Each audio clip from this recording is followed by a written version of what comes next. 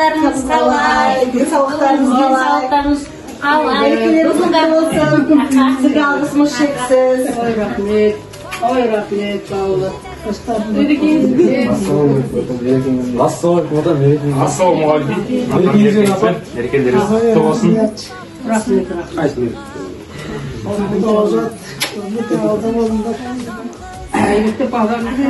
Құрметті Бақтыбала апай, Қабдолда атай, бүгінгі сіздерді 1 наурыз алғыс айту мерекесімен құттықтаймыз. Дендеріңізге саулық, отбасыларыңызға амандық, әрқашанда осындай келешек ұрпаққа үлгілі отбасы болып, қазыналы қарттарыңыз болып, аман есен алдымызда жүре беріңіздер.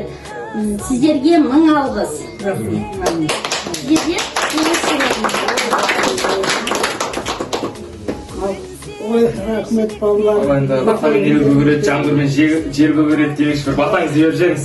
Алла тағала дендерің саулық, жастарың ұзақ, оқуда алда, озатта болып, әрің оқу жақсы оқу түсіп, осы еліміздің жақсы, сүйікті азаматы болыңдар.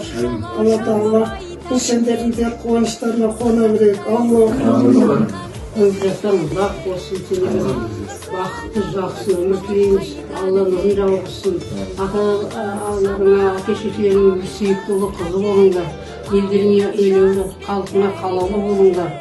Осы отандарың бір жақсы патриоты болыңдар, әке. Алла тілеген тілектеріңді қабыл етсін. Мейрамдарың баршаларың құтты болсын. Осы берген батамыз қабыл болып, Алла жар болсын, тек жақсы қуаныш болсын бастарыңа. Құрметті оқушылар, бүгін біз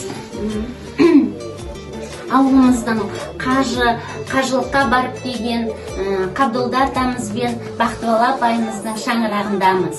Алғыс әкеге, алғыс жас пен кәріге.